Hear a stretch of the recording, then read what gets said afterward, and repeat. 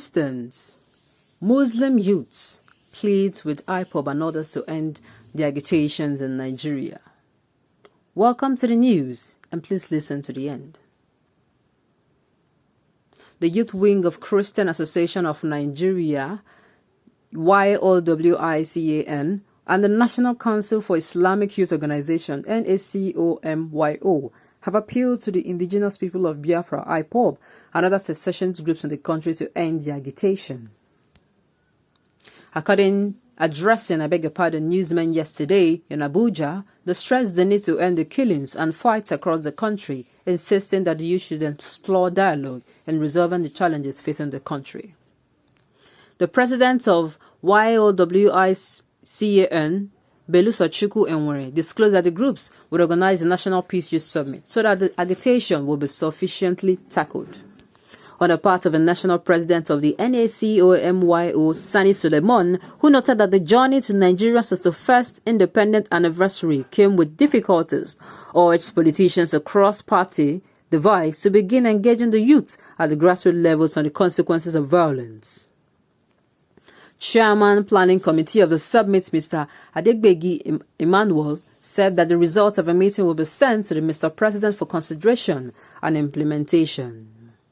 Adegbegi disclosed that the event will hold in the second week of November, hereby creating an all-inclusive and interactive platform by youths in the country. Well, it has gotten to the point where these agitations are rising every day, are disrupting things. The economy is being disrupted by the insecurity and by these agitations that are going up. And I will say, permit me, that it is because the use of dialogue has not been employed. Now, it is suppose I'm going to use this scenario that when a child wants attention, it starts doing things to get the parent's attention. And the parent should not respond by giving the child, maybe flogging the child, because it will only worsen. Yes, especially when the child is in his or her teenage age, it will only worsen the situation. But if you give that time, that particular child attention, if you give that child attention and love, I tell you, you will find out that all he ever wanted was your attention. And you are going to understand why. Now, using this case scenario, the citizens of Nigeria has been calling on the attention of the federal government to many issues, many of them. One of the most important one being insecurity, the second one being the economy, and the most important one is the lack of creation of jobs. This is just but the free that the youths of the country. Now, apart from the youths of the country, other regions are crying out for marginalization purposes. They are being oppressed and intimidated. In allocation of funds, they are not being treated fairly. There is no equity in some of the regions and other regions. Now, with all this thing, in allocation of appointments, the same thing. There are no justices. There's no fairness. Now they have been calling for this attention. Lots of people have pleaded. Lots of people have reached out and they have got what? Nothing. Nothing. So people now say, okay, if they will not hear us call one after the other, let us go and let us go as a group. Let us go and protest. A lot of people have done protest. A lot of protests has happened. A lot. Now, during 2020, when this SARS issue became a thing and a lot of people continued to be killed brutally, what happened? Because this particular issue has been lingering for a very long time. It is not that somebody that was killed was precious, no. Because all of a sudden, the youth just told themselves that, look, this particular issue, they will not hear us. We need to do something. Then somebody stepped out, and before you know it, everybody kidding. And believe me, it was not just an NSAS protest. If you check some of those pictures of the images of the protesters, some of them, they said end bad governance. They were protests. Some used the opportunity to cry out for every other thing that is wrong. And I tell you, it was not a protest against any person. It was a protest against things that were being done.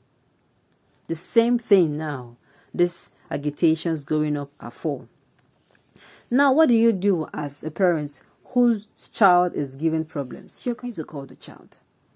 Because if the child calls you, because you might feel he will not listen to you, as in, the child might also feel you're not going to listen. But if you call the child, okay, sit down. What is the problem? What is really going on? Why are you acting this way? What is happening? I tell you, you will get the answers you seek by giving the attention. You don't see a child that is not acting well. All you do, you start flogging and beating the child, or you say, oh, you want to send the child to a rehab. No, you don't do all those things. The government should stretch forth their loving hands as a loving father out to these people and say, come, let us have a round table dialogue. Let us have discussions. All regions should be represented. No region should be left out. Both those agitating and those who would want to say something, everybody will be well represented. And they will have that particular dialogue. And it will die down a lot of things. It will. Saying you want to give, you want to gather, on who? The government will say we didn't call you. Yes, of course. That is what will happen. That is what will happen. They're the ones to stretch forth their hands of dialogue. Do you know how long the electorates have been crying out for some roads? Some roads have stayed for a decade. What am I saying? And it has not been done. The electorates have complained. Now, it is such things that make people say enough is enough. We are going to protest as a group. That is it. You have not given them ear and you are saying the government should, that you are going to. The government should be the one to stretch forth their hand. It is not that difficult. It will save a lot. It will, number one, it will stop destruction of properties. It will save innocent lives. Funds that were supposed to be used for something else now will be diverted into, okay, repairing of buildings, maintenance of the building, or restructuring or constructing another building. All this are going to be avoided from dialogue. Two wrongs does not make a right. And two wrongs do not make a right. These people agitating, I have not listened to them. Sending or declaring an emergency rule or declaring golden dawn rule or whatever is not going to help the situation. Sincerely, people that are not even in support of whatever is going on are the ones paying with their lives. If you have been following the trend of what is happening now in the southeast, innocent youths are being wasted. And now, our soldiers are going to waste innocent youths when a lot is going on in the north. A lot is going on in the north. Our citizens are also dying. They are even wanting, those people want the Nigerian army to be there on a daily basis to guard them. And yet, what is going on? The same fairness is lacking. The same justice is lacking. The same equity is lacking. The same thing these people are agitating for is what the government is reciprocating with. I think the government should take a look. Turn around. This particular road is not working.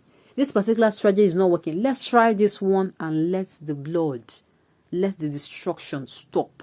Let there be peace once again in our land. On this note, we have come to the end of the news. We say thank you for listening to the end. And so I come your way next time. Enjoy the rest of the day.